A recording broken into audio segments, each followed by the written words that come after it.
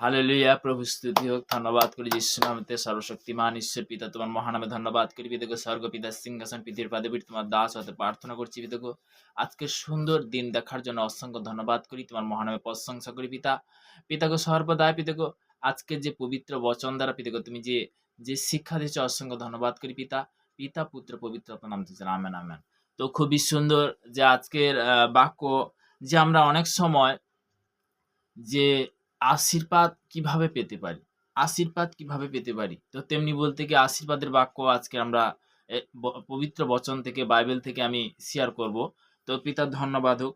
তো এখানে বলতে কি আশীর্বাদ দ্বিতীয় বিবরণ তার 28 প্রভুর বচন কি বলছে, আমি তোমাদিগকে ঘন্য যে সকল আজ্ঞা আদেশ করিতেছি যত্নপূর্বক পালন করিবার জন্য, যদি তুমি আপন ঈশ্বর সদাপ্রভে মনোযোগ সহকারে কর্ণপাত করো, তবে তোমার ঈশ্বর সদাপ্রভু পৃথিবীর সমস্ত জাতির উপরে উন্নত করবেন। হালেলুয়া। কখন উন্নত করবে? যখন তুমি তার আজ্ঞা পালন করবে। তো তেমনি বলতে কি আমরা যদি আরাধনাতে বলতে কি যদি তার রুটিন অনুসারে যদি আসতে পারি, তখনই বলতে কি পিতা আমাদেরকে আশীর্বাদ করবে। তো খুবই সুন্দর, পিতার ধন্যবাদ হোক। তো সর্বদা যে আজকের যে বিশেষ করে যে আমরা অনেক জিনিস কিন্তু জানি না, চলার পথে বলার পথে প্রভুর বচন দ্বারা অনেক জিনিস কিন্তু আমরা জানি না। সকাল দুপুর রাত্রি 3 টাইম বলতে কি আমরা যদি ঈশ্বরের কাছে আগে বলতে কি তাকে যদি আগে যদি বলতে তাকে টাইমটা দেই, যেখানে থাকি তোমার মন মন্দির ঈশ্বর আছে, হে ঈশ্বর। তো তেমনি বলতে দ্বিতীয় বংশাবলী তার 7-14 পদে প্রভুর বচন কি বলছে, ওখানে পরিষ্কারভাবে লেখা আছে যে আমার প্রজারা যাহার উপরে নামকৃত হয়েছে তাহার যদি নম্র হয়ে প্রার্থনা করে এবং আপনাদের কুপদে ফিরে স্বর্গ হইতে আমি তা শুনবো, তাদের পাপ ক্ষমা করিব। হালেলুয়া। তখনই পাপ ক্ষমা করবে যখন তুমি তার কাছে হাঁটু কাঁপিতে হবে, তুমি যেখানে থাকো, যেখানে অবস্থায় থাকো। তো তেমনি বলতে কি যে হয়তো একটা জিনিস কি যে মেন জিনিস যে আমরা অনেক জিনিস কিন্তু জানি না। তো তেমনি বলতে খুবই সুন্দর, পিতার ধন্যবাদ হোক যে আমরা অনেক জিনিস জানি না, আজকের কিন্তু পবিত্র বচন থেকে আমরা জানতে পারছি। তো তেমনি বলতে কি যে যিশায়া তার 59 পদে প্রভুর বচন কি বলছে, তো দেখো সদাপ্রভুর হস্ত এমন খাটো নয় যে তিনি পরিত্রাণ করিতে পারে না, তাহার কান এমন ভারী নয় যে তিনি কি শুনিতে পান না। তো তেমনি বলতে কি যেখানে যে অবস্থায় বলতে কি তুমি থাকো, সদাপ্রভু তখন কি স্বয়ং ঈশ্বর শুনে, প্রার্থনা শুনে।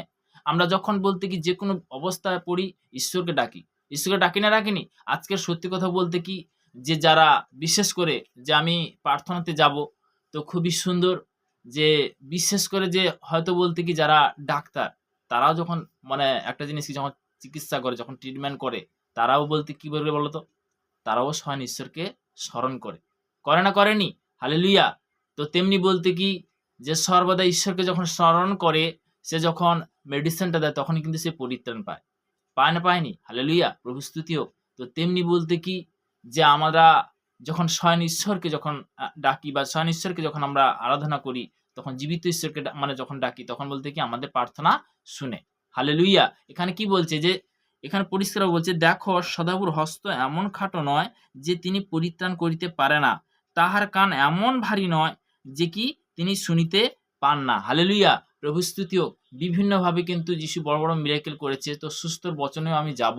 তো তেমনি বলতে কি যে বড় বড় মিরাকেল বলতে কি যে সর্বদা যে আমরা মথির বিশেষ করে মথির তার 8 অধ্যায় তার 5 পদে প্রভুর বচন কি বলছে, 8 অধ্যায় তার 5 পদে প্রভুর বচন কি বলছে, সেটাও বিষয় কিন্তু আমরা জানতে পারবো। এখানে কি বলছে 8 অধ্যায় 1 পদে, তো তেমনি বলতে কি যিশু একজন কি কুষ্ঠকে সূচি করেন, আর দেখে একজন কুষ্ঠের নিকটে আসিয়া তাহাকে প্রণাম করিয়া কহিল, হে সদাপ্রভু, যদি আপনার ইচ্ছা হয় আমাকে সূচি করিতে পারেন।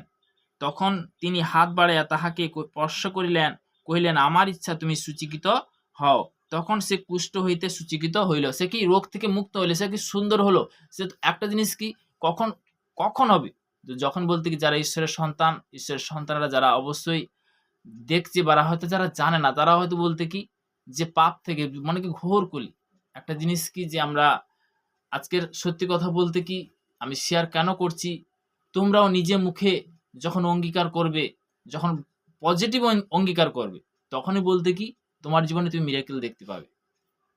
সব থেকে বড় জিনিস যে ভোরবেলা যে আমরা যদি প্রার্থনা করি, হে ঈশ্বর, যে আজকের দিনটা দেখার জন্য তোমাকে অসংখ্য ধন্যবাদ, তোমার মহানামে প্রশংসা করি পিতা।